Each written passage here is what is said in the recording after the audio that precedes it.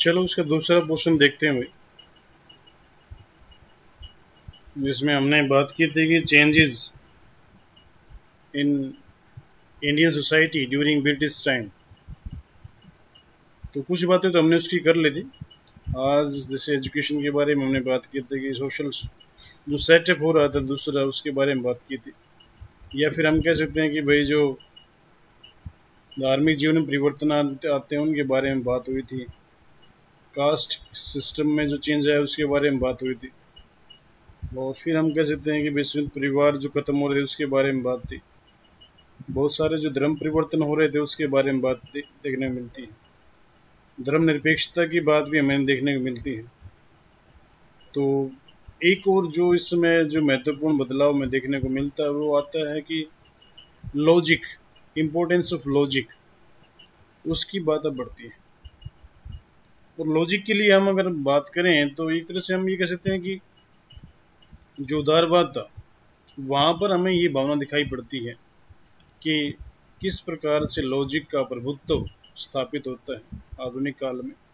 और फिर एक तरह से हम ये कह सकते हैं कि जब जैसे जैसे एक तरह से हमें वो दिखाई पड़ता है हिंदुओं का, सॉरी मतलब एक तरह से सोसाइटी का डेवलपमेंट दिखाई पड़ता है, खासकर जो ब्रिटिश सोसाइटी थी उसका दिखाई पड़ता है। तो वहाँ पर हमें ये चीज़ मतलब एक तरह से लॉजिक एक महत्वपूर्ण भूमिका निभाता है।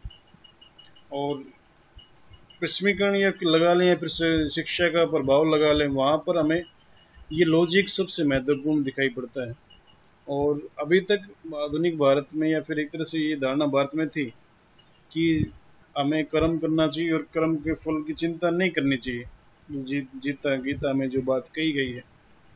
मगर आज अगर हम आधुनिक काल में अगर आज हम बैठे हैं और हम सिर्फ पढ़ाई करते रहें और फिर कहें कि नहीं पेपर देने से क्या, पेपर देने के बाद फिर अगर अच्छा पेपर भी हुआ तो फेल हो जाएं, तो फिर वो बात समझ में नहीं आती है। तो फिर आदमी रिवोल्यूशन करता है, रीचेकिंग करता है, कुछ न कुछ करता है।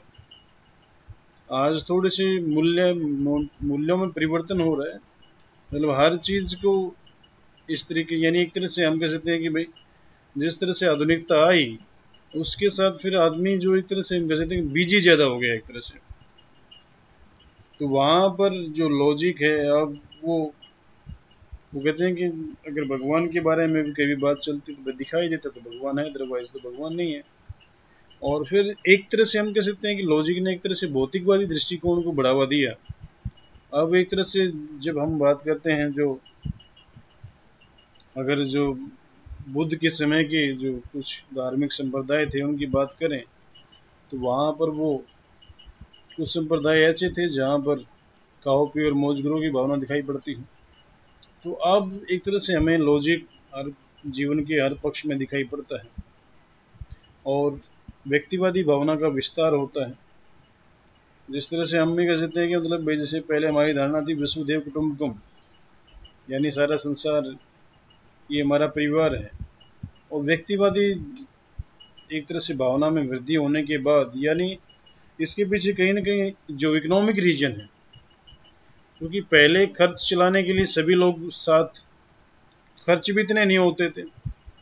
अगर आज आदमी करे कि आज को जब तक मेरा अपना खुद का घर हो, अपनी गाड़ी हो, अपना घोड़ा हो, सब कुछ हो, और उसके बाद फिर लोग भाई आगे पीछे सलाम मारने वाले भी हों। तो ये जो एक आज हम देखते हैं इस बात को, एक शुरुआत देखने को दिखाई पड़ती है ब्रिटिश शासन में। और फिर एक तरह से कहते हैं कि संपत्ति का अधिक से अधिक एकत्रीकरण की भावना दिखाई पड़ती है। तो कहीं ना कहीं फिर वो संपत्ति खर्च ना हो, इसलिए हमें व्यक्तिवादी एक तरह से दृष्टिकोण देखने को मिलते हैं। तो ये जो चीज़ है ये हमें यहाँ पर इस तरह दिखाई पड़ती है। तो एक तरह से हम कह सकते हैं जो व्यक्तिवादी व्यवस्था थी उसका हमें स्वरूप दिखाई पड़ता है।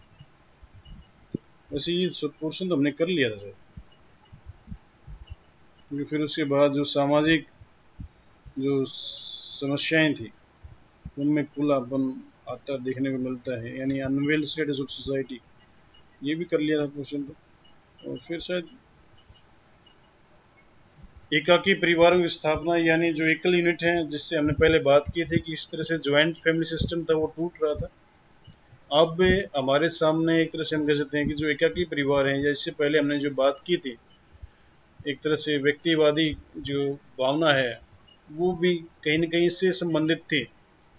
अब हमें मतलब ये कह सकते हैं कि जो ज्वाइंट फैमिली सिस्टम थी, चाहे उसके पीछे आर्थिक रीजन थे, अब हमें वो चीज़ दिखाई पड़ती, कमजोर होती दिखाई पड़ती है, और एकाकी परिवारों का यानी यूनिटरी जो फैमिली सिस्टम है वो आगे बढ़ता है।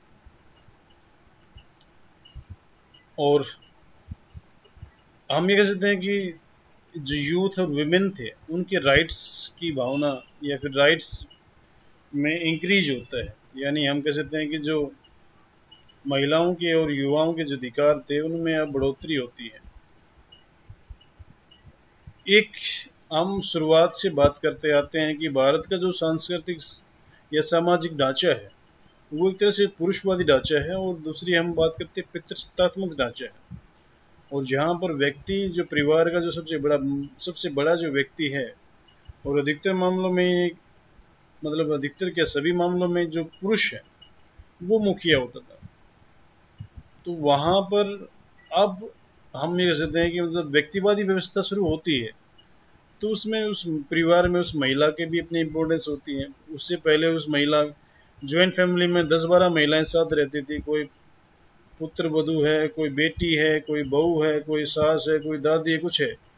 तो वहां पर वो कहते हैं ना कि मतलब सबको एक जैसा अधिकार मिलना, और जो छोटा है उसको तो हमेशा कभी न कभी कुछ मिलता ही नहीं था। तो वो चीज अब यहाँ पर नहीं है। और इसके साथ साथ युवाओं की भी बात रखी जाती है, यानी युवाओं का भी महत्व है। वैसे हम आज भी यही बात कहते हैं कि अगर आपका पिता जीवित है, चाहे वो 70 साल का हो या 80 साल का हो, और उसका बेटा चाहे 55 या 60 साल का हो, तो उसको बाप को लगता है कि बेटा अभी बच्चा ही है, उसको कुछ नहीं पता है, तो डिसीजन उसकी लाइफ के भी वही लेता है। तो ये व्यवस्था धीरे धीरे शुरू होती है कि मतलब भाई महिलाओं और युवाओं को भी उनके जीवन जीने का अधिकार देने की बात की जाती है। हालांकि इतना बड़ा प्रभाव में या फिर एक तरह से बदलाव देखने को नहीं मिलता है, खासकर महिलाओं की कंडीशन में। और फिर हम कह सकते हैं कि सोशल जो इश्यूज, सोशल जो मूल्य थे, वैल्यूज थी, उसमें अब बदलाव आता है, बड़ा बदलाव आता है। एक तरह से हम कह सकते हैं कि जो हिंदू विवाह था, उसको एक धार्मिक संस्कार ने एक सुविधाजनक बंधन माना जा रहा है। यहाँ तक कि अब तलाक तलाक को भी सामाजिक मूल्यों के विरुद्ध नहीं माना जाता है। धर्म लगातार व्यापार का एक स्वरूप धारण करता जा रहा है, और समाज में जातिगत विभेद को अस्वीकार कर दिया गया है। यानी एक तरह से हम जैसे हम कहते हैं कि जो हमारा जो विवाह था उसको संस्कार माना जाता था पहले, और उस संस्कार को एक तरह से छोड़ने की जिम्मेवारी महिला के पास कभी थी ही नहीं। या फिर हम कह सकते हैं कि मतलब भाई ये एक तरह से ऐसा बंधन था जिसमें महिला को बंध गई थी, उसको तलाक का कोई अधिकार ही नहीं है। और फिर जो एक तरह से विभिन्न जातियों के बीच में जो भेदभाव था, उसको एक तरह से शास्त्र सम्मत माना गया था, उसको अब लोग एक तरह से छोड़ रहे थे। तो ये एक तरह से मूल्यों में इनको लगता है कि बदलाव दिखाई पड़ता है। तो ये एक समाज के विघटन की प्रक्रिया को ऐसा कहा जाता है कि शुरुआत हो रही है, मगर इसका दूसरा एंगल भी है। अब तक ये कि मतलब समाज में जब हम समाज की स्थापना की बात करते हैं, तो समाज में सभी व्यक्तियों का बराबर की हिस्सेदारी होती है। ऐसा थोड़ा ये कि मतलब एक आदमी है, उसका समाज में 90% योगदान है इकट्ठा करने में, और एक आदमी उसका 0.1% भी नहीं है। समाज में जब बनते हैं तो सभी की गिनती होती है, मगर उस गिनती में सबको बराबर अधिकार मिले या नहीं मिले, ये महत्वपूर्ण होता है। अभी तक ये था कि सामाजिक मूल्यों की बात करें या फिर महिलाओं या फिर युवाओं की बात करें, तो उनको वो अधिकार कभी मिले ही नहीं जो उन्हें एक तरह से व्यक्ति के प्राकृतिक या फिर नैसर्गिक अधिकार होते हैं। अब वो एक तरह से हम कह सकते हैं कि बदलाव की भावना अब शुरू होती है। फैमिली जो लाइफस्टाइल थे उसमें चेंज हमें देखने को मिलता है। और अब कह सकते हैं कि मतलब जिस तरह से पहले जो व्यवस्था थी, जिसको हम ज्वाइंट फैमिली सिस्टम कहते हैं, वहां पर हमें ये दिखाई पड़ता है कि एक तरह से पुरुष, उसको सारे अधिकार होते थे। वो छोटे से बड़ा, किसकी शादी कहाँ करनी है, कौन स्कूल जाएगा नहीं जाएगा, किसके खेत में क्या बुआई होनी नहीं होनी, सारा कुछ डिसीजन एक व्यक्ति लेता था। अब उसका नियंत्रण करते जाता है। और अब कह सकते हैं कि मतलब भाई परिवार के जो वृद्ध व्यक्ति थे उनके प्रति एक तरह से हम कह सकते हैं कि भाई श्रद्धा का जो सम्मान था, श्रद्धा सम्मान के से अधिक एक तरह से डर की जो भावना थी वो अब कम होती जा रही है। एक तरह से भारतीय समाज में शिक्षा का उत्तरदायित्व है परिवार से विद्यालय और कॉलेज को हस्तांतरित किया जाने लगा है। ये बड़ी महत्वपूर्ण बात है। हम कहते हैं ना कि मतलब जैसे भाई कोई बच्चा बिगड़ जाता है तो कहते हैं कि टीचर्स ने उसको भाई नहीं संभाला अच्छी तरह से, चाहे वो प्राइमरी एजुकेशन की बात है, फिर वो मिडिल एजुकेशन जाता है तो कहते हैं प्राइमरी वाला ठीक नहीं संभाला उसको, और मिडिल से निकल के फिर जब हाई में जाता है फिर कॉलेज जाता है तो फिर एक दूसरा जो वर्ग है टीचर्स का वो कहते हैं पहले वालों ने ध्यान नहीं दिया, इसकी अच्छी पिटाई करनी थी या फिर जो भी एक तरह से, यानी इसको अब, और कई बार हम कहते हैं ना कि स्कूल से पहले जो कोई भी बच्चा है उसकी पहली जो पाठशाला होती है उसका घर होता है। अगर घर से अच्छे संस्कार उसको मिलेंगे तो जाहिर सी बात है वो स्कूल में भी और कॉलेज में भी अच्छा ही बर्ताव करेगा। तो ये एक बड़ा बदलाव हमें इसमें देखने को मिलता है। और एक तरह से हम कह सकते हैं कि भाई जो परिवार का जो आर्थिक स्तर था वो भी गिरता जाता है। पहले मनोरंजन का केंद्र होता था परिवार, आज वैसा नहीं रहा है। ये पहले ही होता था कि बच्चे किस तरह से पल रहे हैं, खासकर जो दादा दादी हैं वो देखते थे उसको। अब एकल फैमिली में है तो वो लोग साथ रहते ही नहीं है तो फिर कैसे देख पाएंगे। बाल विवाह की बात करते हैं तो बाल विवाह के बारे में एक तरह से दृष्टिकोण बदलता है। एक तरह से हम कह सकते हैं कि जो जो लड़कियां थी उनको भी राइट मिलती है, और जिस तरह से बहुत सारे जो एज ऑफ कंसेंट बिल आया, या फिर एक तरह से हम कह सकते हैं कि भाई विभिन्न प्रकार के जो हमें एक तरह से अवस्थाएं देखने को मिलती हैं।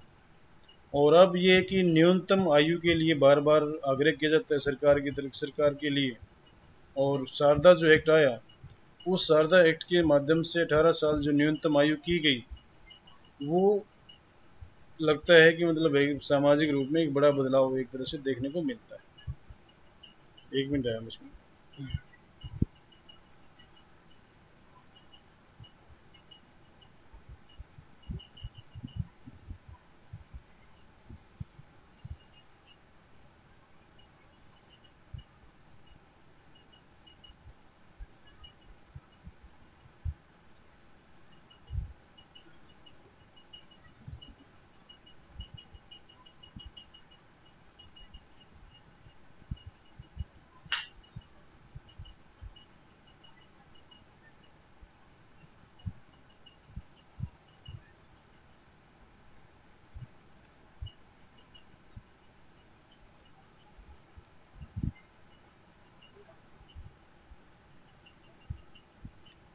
तो इस तरह से अगर हम कहें कि मतलब जो सामाजिक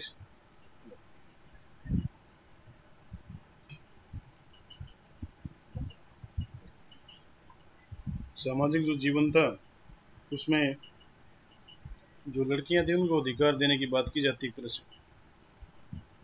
और फिर दूसरी बात हम ये कर सकते हैं कि भाई अब एक तरह से यहाँ पर जो जाति व्यवस्था के अनुसार जो प्रेम या फिर एक तरह से जो विवाह होते थे उसमें भी थोड़ी सी बदलाव की बात हमें देखने को मिलती है। अब ये कि प्रेम विवाह भी हो रहे हैं, शुरुआत उनकी होती है, अंतर जातीय विवाह भी हो रहे हैं, तलाक की भी अधिकता बढ़ती जा रही है। हालांकि एक तरह से अगर देखा जाए तो ये उतनी बड़ी संख्या में नहीं थे जितनी बड़ी संख्या में आजकल होते हैं। और एक तरह से मगर ये कि शुरुआत हुई, और जब कोई शुरुआत में अगर एक केस भी होता है तो फिर लगता है कि हाँ ये तो समाज को बिल्कुल बदलने वाली बात हो जाती है। तो ये एक तरह से प्रक्रिया है कि मतलब किस प्रकार से जो सामाजिक जो व्यवस्था थी उसमें जो कहते हैं कि ब्रिटिश व्यवस्था आने के बाद एक तरह से जो हम कह सकते हैं ना कि सामाजिक जीवन को तो जोड़ने वाली बहुत सारी या फिर तोड़ने वाली घटनाएं होती हैं। जो एक तरह से कहते हैं कि प्रगतिशील व्यक्ति होगा वो उसको दिखेगा कि हाँ भाई समाज के सभी वर्गों को बराबर का अधिकार मिल रहा है। और जो संकुचित या फिर एक तरह से परंपरावादी दृष्टिकोण से देखेंगे तो फिर एक तरह से भाई ये समाज में सामाजिक जो मूल्य हैं उनके अनुसार ये गतिविधियां नहीं हो रही हैं। दहेज प्रथा के प्रति एक तरह से दृष्टिकोण बदलता है। अब उसको एक तरह से अभिशाप मानने लग जाते हैं और इसके दुष्परिणाम से एक तरह से हम कह सकते हैं कि भारतीय समाज उसमें ग्रसित था। और वर्तमान समय में जो समझदार व्यक्ति होता है या फिर सुशिक्षित व्यक्ति है, दहेज को एक अभिशाप ही मानता है, घृणा करता है उससे। तो एक तरह से हम कह सकते हैं कि हालांकि फिर भी हम कह सकते हैं कि अगर आज भी देखा जाए तो दहेज विरोधी जो कानून है उसके बारे में कहते हैं कि बहुत सारा है, उसमें बहुत सारी खामियां हैं। हालांकि पहले कानून नहीं होते थे, मगर फिर भी ये है कि एक हम कह सकते हैं कि एक व्यवस्था ऐसी बनती है जहाँ पर हम कह सकते हैं कि भाई बदलाव की बात हमें देखने को मिलती है। और फिर दूसरी जो सबसे बड़ा हमें जो प्रभाव देखने को मिलता है, इसका चेंजेस जो देखने को मिलती है, वो है सामुदायिक जीवन का ह्रास, यानी डिटोरिएशन ऑफ कम्युनिटी लाइफ। आधुनिक काल में हम एक बात कह सकते हैं कि सामुदायिक भावना की जो बात है वो नियंत्रण कमी आती जाती है। उसके पीछे कहीं ना कहीं जिस तरह से हम कह सकते हैं कि औद्योगिकरण या नगरीकरण है, जिसके जो मूल्य हैं वो अधिक बढ़ते जा रहे हैं। या फिर हम ये कह सकते हैं कि किस प्रकार से जिस तरह से नगरों का आकार तेजी से बढ़ता जा रहा है और गाँव का आकार कम होता जा रहा है, तो वहाँ पर एक तरह से आपका जो पड़ोसी है उसको आप आज जानते हो, कल आपकी कहीं और दूसरी जगह चले जाओ तो उसको दूसरा पड़ोसी मिलेगा, उसको आप जानते ही नहीं हो। मगर ग्रामीण इलाके में ये है कि आप मतलब कई सैकड़ों वर्षों से आपके सामने सामने वो लोग रहते आए हैं, तो वैसा या फिर वो सभी एक परिवार के होते हैं, तो वहाँ पर हमें देखने को मिलता है कि वो चीज़ इतनी महत्वपूर्ण रूप से हमें दिखाई पड़ती है कि हम उसको कह सकते हैं कि भाई हाँ, यहाँ पर आत्मीयता अधिक है, सामुदायिक भावना अधिक है, क्योंकि सभी आपस में एक दूसरे के सगे संबंधी या फिर एक तरह से परिवार या फिर कुनबा वगैरह के होते हैं। मगर जब शहरों की हम बात करते हैं या फिर वहाँ पर वो आत्मीयता की भावना नहीं होती। वहाँ पर ये होता है कि जितना अगर आपको काम है तो बोलते हैं, अदरवाइज नहीं बोलते हैं। तो ये एक तरह की वो कहते हैं कि शहरी व्यवस्था शुरू हो जाती है यहाँ पर भारत में। हालांकि एकदम से इतने शहर हमें देखने को नहीं मिलते हैं, मगर फिर भी ये है कि शुरुआत हमें देखने को मिलती है उसकी। और अगर 1947 तक अगर हम बात करें तो एक तरह से हम कह सकते हैं कि भाई इतना ज़्यादा सामुदायिक विनाश नहीं हुआ था जितना उसके बाद हुआ है एक तरह से। मगर ये कि कहते हैं कि आधुनिकता के साथ साथ कुछ चीज़ें छूट जाती हैं या फिर उनमें बदलाव आता है। तो वैसा ही हमें कोई बदलाव पॉजिटिव होते हैं, कोई नेगेटिव होते हैं, और वो फिर उसके पीछे हम बात कर सकते हैं कि पर्सपेक्टिव क्या रहा है। तो पर्सपेक्टिव भी बहुत कुछ डिफाइन करता है कि किस प्रकार से हमें वो चीज़ देखनी चाहिए। तो ये एक तरह से हम कह सकते हैं कि जो हमारे चेंजेस थे इंडियन सोसाइटी में, तो उसके बारे में हमने बात की है। तो कल हम बात करेंगे कि किस प्रकार से जो कंटिन्यूटी हमें देखने को मिलती है ब्रिटिश सिस्टम के दौरान, तो उसके बारे में बात करेंगे। इसमें कोई ऐसी बात हो जो आपको समझ में नहीं आई हो, उसके ऊपर हम फिर डिस्कस कर लेते हैं।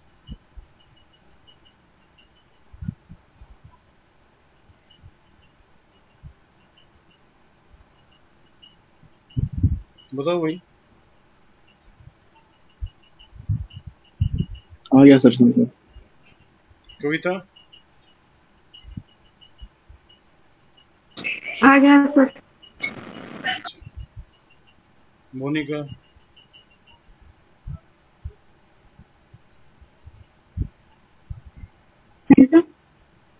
बेटा समझ में आया कि नहीं आया?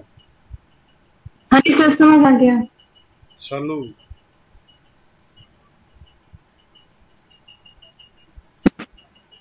हाँ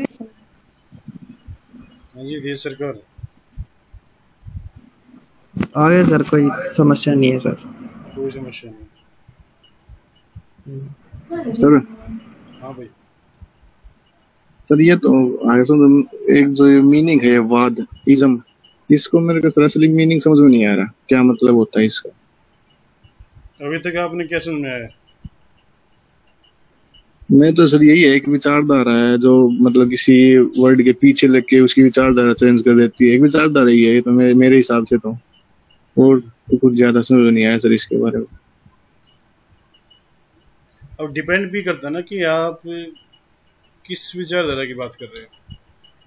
यानी इजम तो हर जगह मिलेगा मतलब आपको, इजम हर हाँ जगह हर जगह मिल मिलेगा, जाएगा सर। डिपेंड करता है कि वो पॉजिटिव है नेगेटिव है। दोनों मतलब हो सकते हैं सर इसके, पॉजिटिव भी नेगेटिव भी। मैं हर बात के दो मतलब तो होते ही हैं, पॉजिटिव और नेगेटिव तो हाँ उसके हाँ। पूरे होते हैं, फिर हमें देखना होता है कि पॉजिटिव है नेगेटिव है।